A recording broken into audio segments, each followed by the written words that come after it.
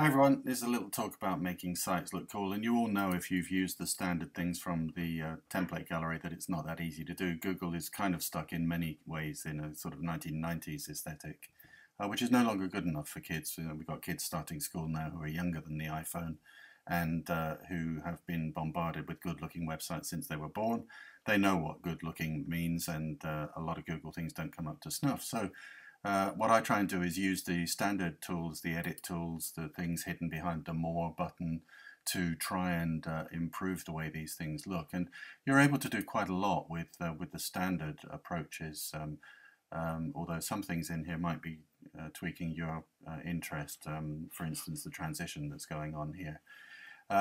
You can make by judicious use of the positioning of your horizontal menus and so on. You can make these things look pretty contemporary, and I do that whether I'm building a sort of public-facing site for a school or whether I'm building a learning platform for a particular group of kids. In this case, it's 7 and 8-year-olds.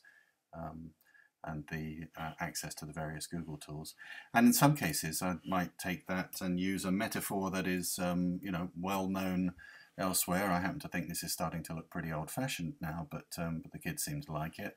And if I wanted something a little more contemporary, then I might build something that looks a bit like Windows 8's Metro interface, which is again all built using sites. Now what I am doing is I'm using a clever gadget from a genius guy called Romain Vialard.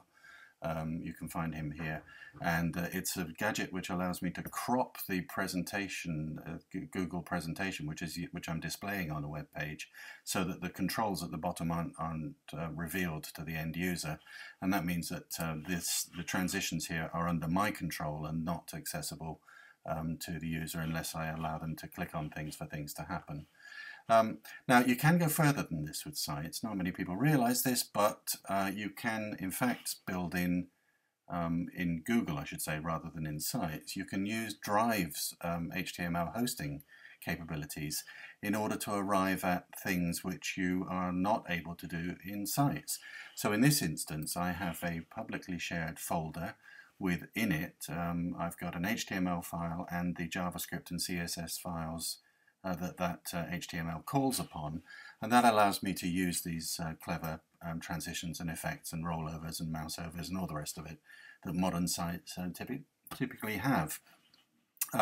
That's a great tool, and like I say, it's not sites strictly speaking, but it will allow you to build a great looking site hosted by Google, which can then link to things where you use the rest of the Google ecosystem in a more traditional site.